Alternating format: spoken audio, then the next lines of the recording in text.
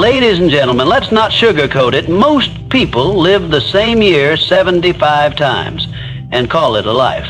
They wake up, hit the same snooze button, walk the same path, repeat the same complaints, follow the same fears, and wonder why nothing ever changes. Most people don't realize it, but they are living in loops. Not just any loops, emotional, behavioral, and mental cycles that repeat day in and day out with alarming precision.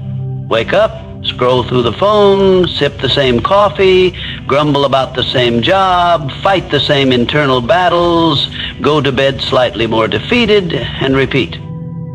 And because this cycle appears safe, predictable, and socially acceptable, it's mistaken for a life being lived. But repetition without evolution isn't growth. It's just motion without direction. It's a wheel spinning in mud, giving the illusion of movement while staying stuck in the same pit. This kind of living is subtle. It creeps in. It disguises itself as routine, as stability, even as responsibility.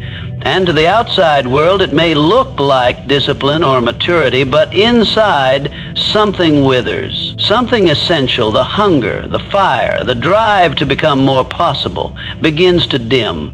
The longer a person stays in the loop, the harder it becomes to even remember that something different is possible. It's not that they've been denied opportunity, it's that they've stopped looking for it. The routine has become a comfort blanket, and comfort is seductive. It convinces you that good enough is all you should ask for, all you should expect, and all you'll ever get. But comfort is not the same as fulfillment. You can be comfortable and miserable. You can have stability and still feel empty, because deep down we are wired for growth. We're designed to stretch, to learn, to challenge the edges of what we believe is possible. That's where fulfillment lives, not in ease, but in expansion. And yet, we trade our potential for the safety of the known. We treat consistency as virtue without realizing that consistent stagnation is not a virtue. It's a slow death. There's a massive difference between repeating excellence and repeating mediocrity.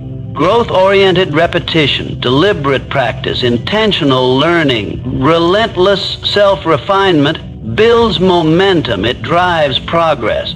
But unconscious repetition, that's decay.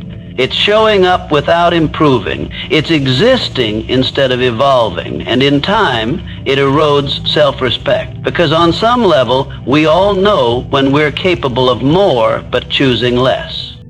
Many people confuse being busy with being productive, and they confuse motion with purpose. But if you're running in circles, you're not going anywhere, no matter how fast your feet are moving. When your days start blending together, when your challenges stop surprising you, when your dreams start feeling distant instead of urgent, that's not adulthood, that's autopilot. And autopilot isn't safe.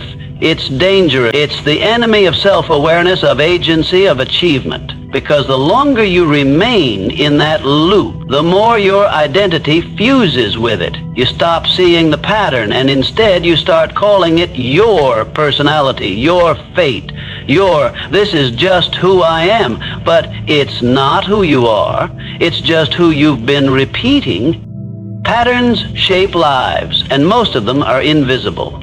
They don't announce themselves or come with warning labels. They creep in slowly, crafted through repetition, reinforced by emotion, and etched into behavior until they feel like second nature.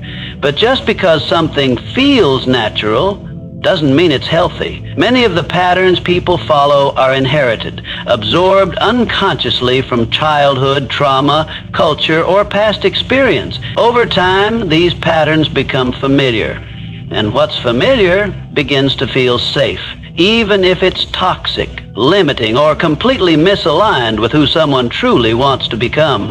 These patterns can be anything: habitual procrastination, self-sabotage, overthinking, avoidance, negativity, or the constant urge to please others at the expense of your own truth.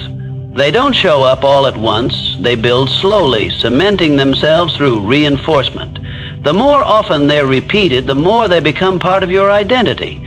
Not because they reflect who you really are, but because you've been doing them long enough that you've stopped questioning them. But you don't even see them as choices anymore. You see them as facts. But the truth is, these patterns aren't facts. They're prisons. Silent, subtle prisons made of your own thoughts and behaviors. They don't require bars or guards because the illusion is internal. You start believing that your reactions are your personality, that your fears are your boundaries, and that your comfort zone is your destiny. And in that mental framework, any thought of breaking out feels terrifying, almost like betrayal. Betrayal of who you think you are, and betrayal of the identity you've spent years unconsciously building. That's how patterns trap you, not through force, but through repetition. They convince you that this is just the way things are, that your short temper is just how you are, that your inability to commit, your fear of failure, your need to control, these are all hardwired traits instead of learned responses. It becomes hard to imagine that there could be any other way. And the worst part? Many people defend their pattern. They will argue for their limitations. They will use past pain as a justification for present paralysis. And they will protect those patterns like armor, not realizing that the same armor is what's keeping them from real connection, freedom, and fulfillment. What most don't realize is that every time a negative pattern is repeated, it becomes harder to break. The brain creates deeper grooves, neural pathways that favor the old way. It starts to feel physically uncomfortable to try something new. That's not weakness, it's biology. But it's biology that can be rewritten. The challenge is that rewriting it takes awareness, discipline, and often discomfort. You have to be willing to feel awkward, exposed, vulnerable. You have to be willing to unlearn what you think you know about yourself. That's not easy. That's why most people don't do it. They'd rather stay in the safety of the known, even if the known is unfulfilling. They'd rather stay behind mental bars than face the uncertainty of change. Because as much as we say we want freedom, most of us cling to the cage. Change is often imagined as something that happens to us, an external force that arrives like a storm and sweeps everything into a new shape. But real, lasting change doesn't come from the outside. It begins on the inside. It begins with a decision, a line drawn in the sand, a quiet, stubborn refusal to keep living the same way. Nothing in your world will change until you do, because your world is a reflection of your patterns, beliefs, and behavior, of your environment, your relationships, your opportunities. All of it bends to match the level of energy and clarity you bring to your own life. People wait. They wait for timing, for signs, for permission. They wait for someone to rescue them or something to inspire them. They wait for the fear to subside, the path to appear, or the stars to align. But change doesn't respond to waiting, it responds to action. It responds to a shift in mindset that says, I've had enough.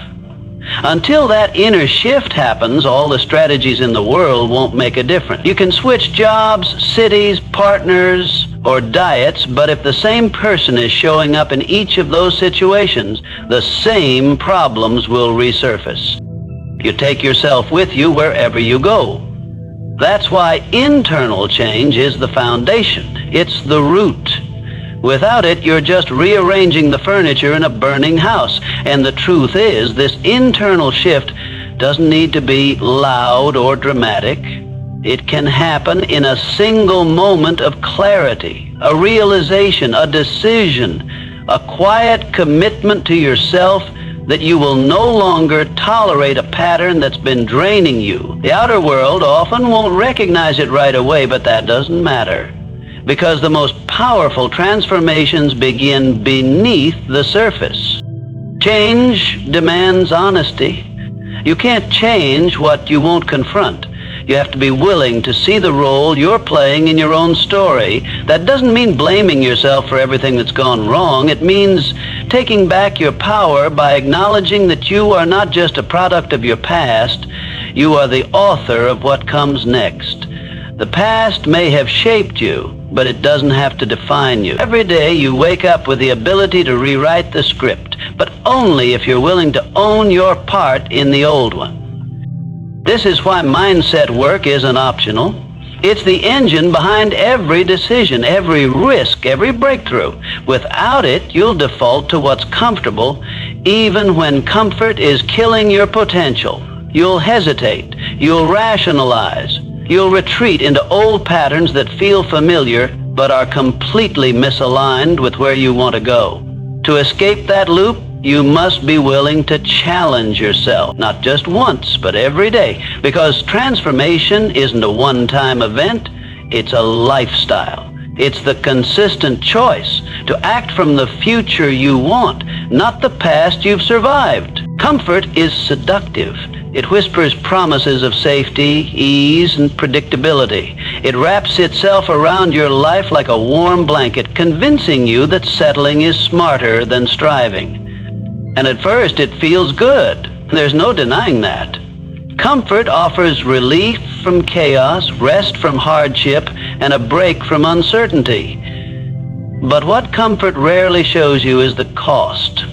Beneath its softness, comfort often hides stagnation. It creates stillness where there should be motion. It numbs the hunger that drives progress. And over time, that stillness turns into decay. Growth never lives in the realm of comfort.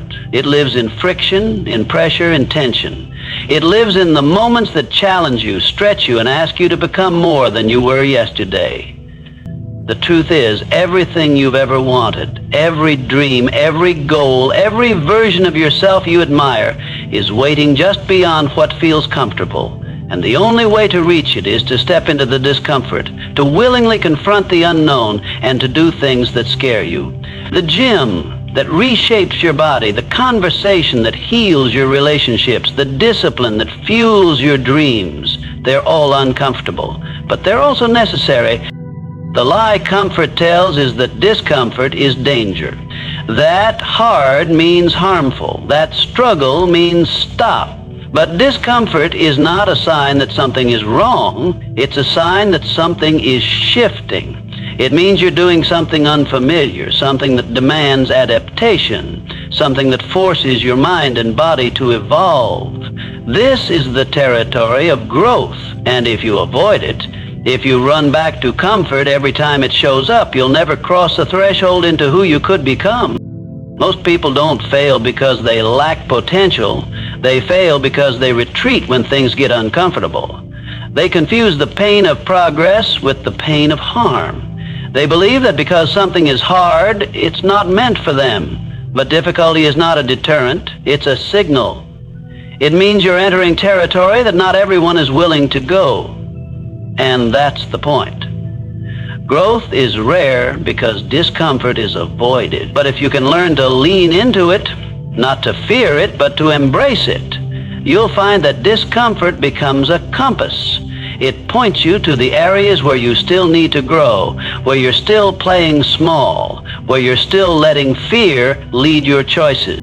Comfort zones shrink over time. The longer you stay within them, the smaller your world becomes. Opportunities stop showing up, not because they've disappeared, but because you're no longer in a place to meet them. You begin to talk yourself out of things you used to dream about. You trade ambition for avoidance, passion for predictability. And eventually, the life you settled for becomes a prison. Comfortable, quiet, padded prison with no bars. Just limits you chose to never question. Because comfort doesn't just keep you safe from danger. It keeps you safe from growth, from risk, from greatness. One of the most damaging myths people believe is that they have to feel ready before they act. They think confidence must come first, that clarity will arrive fully formed, and that fear must vanish before the first step is taken. But this is backwards. Confidence is not the starting point. It is the result. Clarity is not the prerequisite. It is the byproduct of doing. Waiting to feel ready is how dreams die, slowly, buried beneath excuses that sound reasonable but are rooted in fear. The truth is, no one ever feels completely ready to make a big change, take a bold leap, or bet on themselves in a way that could change everything. If you wait to feel brave before you speak up, you'll stay silent. If you wait to feel inspired before you start, you'll keep stalling. If you wait until the fear goes away, you'll never move. Because the feeling of readiness doesn't come first, it follows action. The human brain is designed to protect you from uncertainty, from risk, from stepping into the unknown. It scans for danger and tries to steer you back toward the familiar. So if you're waiting for the moment when everything feels safe, certain, and secure, that moment may never arrive. Instead, what you get are justifications disguised as logic, reasons that feel smart, but are actually designed to keep you from growing. The bold truth is that real transformation starts the moment you do something before you feel like doing it. That's where power lives. In the decision to move despite hesitation. In the refusal to let emotion dictate direction. When you act without waiting for the perfect mood, you start to rewire your brain. You send a message to yourself that you are in charge. Not your fear, not your doubt, not your fatigue. Each time you take a step in uncertainty, you build self-trust. And self-trust is the foundation of confidence. This is why small acts of discipline are so powerful. It's not about the task. It's about the message it sends. When you get out of bed instead of hitting snooze, when you show up to the workout when you'd rather skip it, when you make the call you're dreading, you're training your mind to obey intention, not impulse. You're proving to yourself that you can rely on your own word, and the more you do that, the stronger you become, not because fear disappears, but because you've shown yourself that you can move forward with it. People often think courage feels like strength, but most of the time it feels like shaking hands, a dry mouth, and a racing heart.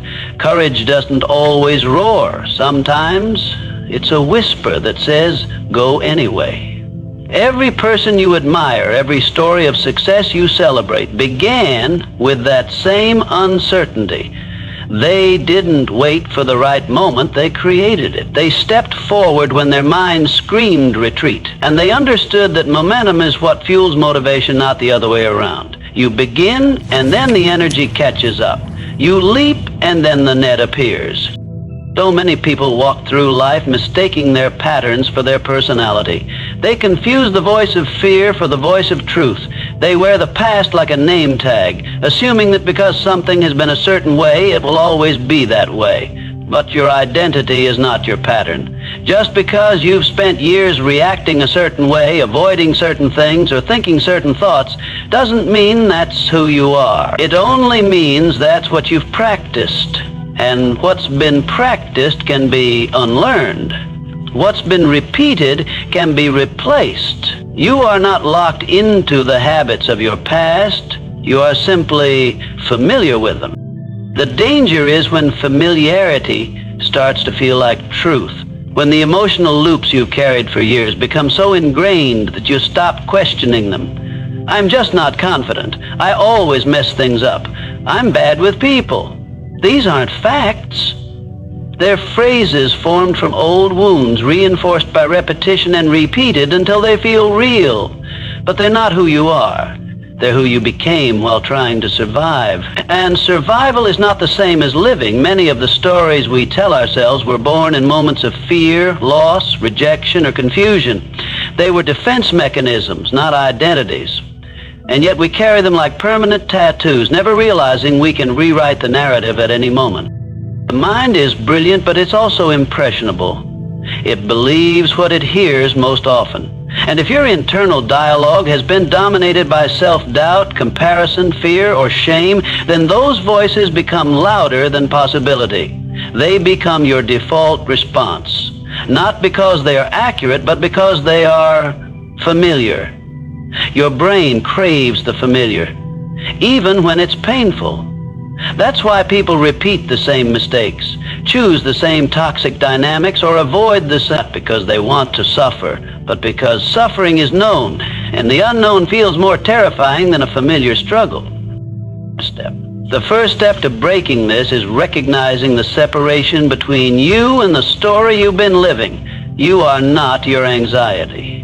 You are not your avoidance. You are not your overthinking, your defensiveness, your indecision. These are patterns, coping strategies, neural loops, learned behaviors. They may have helped you once, but they are not your identity. And once you see them as separate from you, you regain your power. Because now you're not trying to change who you are, you're trying to change how you've been conditioned.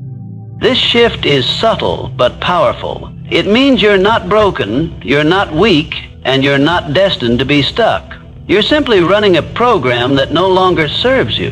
And that program can be rewritten through awareness, repetition, and intentional action. When you start challenging those internal voices, when you act against them instead of obeying them, you begin to create a new voice, one built on truth, not trauma. And the more you listen to that voice, the more you realize that who you really are has been buried beneath patterns that were never yours to keep. Every meaningful change begins with a moment of discomfort. It's the jolt you feel when you realize that the life you're living no longer fits the person you're becoming. It's the quiet frustration that builds when you notice your habits, your routine, your thinking are all keeping you smaller than you were meant to be. And in that moment, you're faced with a choice. Either continue walking the same familiar path or confront the resistance and push into something unfamiliar. Most people retreat. They tell themselves the timing isn't right, the circumstances are too complex, or that maybe they're just not cut out for more. But resistance is not a stop sign, it's a signal.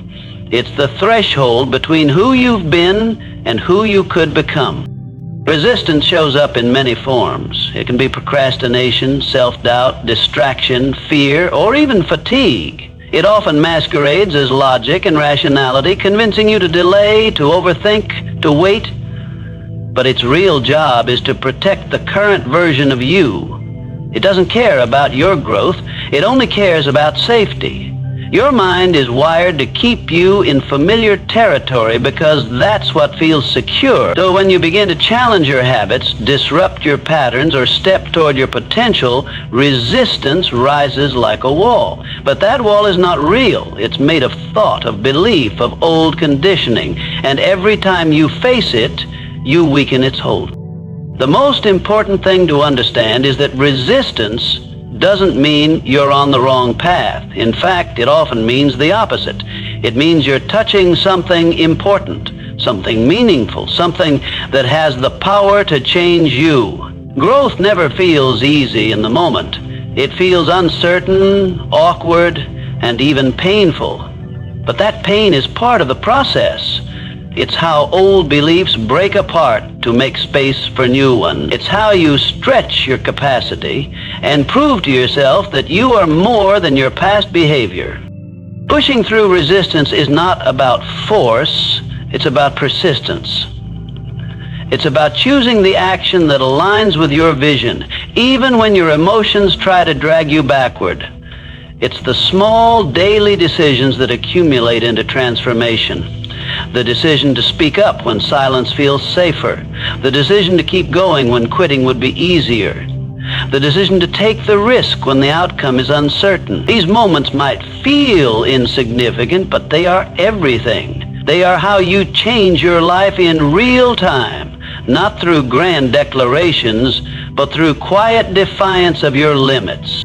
Over time, the more you lean into resistance, the more you train yourself to see it as a companion to growth. It becomes familiar, not as something to fear, but as something to move through. You stop waiting for ease and start chasing expansion. You realize that your ability to handle resistance is the exact measure of your ability to create real change. Because every time you face it and move forward anyway, you build proof that you're stronger than your excuses and bigger than your fears. Your life is built one decision at a time, not in the grand sweeping moments you think define everything, but in the quiet, ordinary choices you make every single day. It's in what time you wake up, how you speak to yourself, what you choose to focus on, what you tolerate, and what you pursue. These decisions may seem small, but over time they compound. They carve out the shape of your reality. They determine the standards you live by and the trajectory you follow. The problem is, most people make these decisions on autopilot. They react instead of respond. They let emotions, fear, or habit guide them without realizing that every moment is a fork in the road, an invitation to either repeat or rise. There is a kind of quiet power in taking responsibility for your choices. Not just the big ones, but the seemingly insignificant ones. When you realize that you can choose how you think, how you speak, and how you behave regardless of your circumstances, you step out of the role of victim and into the role of creator. That shift is the beginning of transformation, because no change can happen if you don't first take ownership of your direction. And ownership starts with awareness, with pausing in the moment and asking, is this choice moving me closer to the life I want, or deeper into the life I've settled for? Now, intentional living is not about perfection. It's about alignment. It's about choosing what reflects your vision, not your fear. It's about deciding to make the call, write the page, take the walk, say no, show up, or let go. Because that one choice, however small, reflects the person you're trying to become. The compound effect of these decisions is massive. One choice leads to another. One win creates momentum. One boundary shifts your entire energy. But if you keep making decisions that support your comfort instead of your growth, you keep reinforcing the version of you that wants to stay small. It's not that you don't know what to do. Deep down you do. Most people do. The challenge isn't knowledge, it's follow through.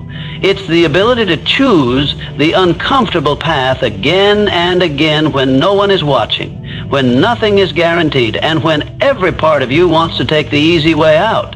That's where greatness is born, in those invisible moments of discipline, when you choose to act in favor of your future self. Because you're not building your life someday, you're building it now, in this moment, with this decision. Every time you choose intention over impulse, growth over comfort, discipline over distraction, you're casting a vote for the life you want. You're building evidence that you can trust yourself, and over time that evidence becomes identity. You begin to see yourself differently, not as someone who hopes for change, but as someone who creates it, someone who leads their life, not just lives it. That shift, built choice by choice, becomes unstoppable momentum.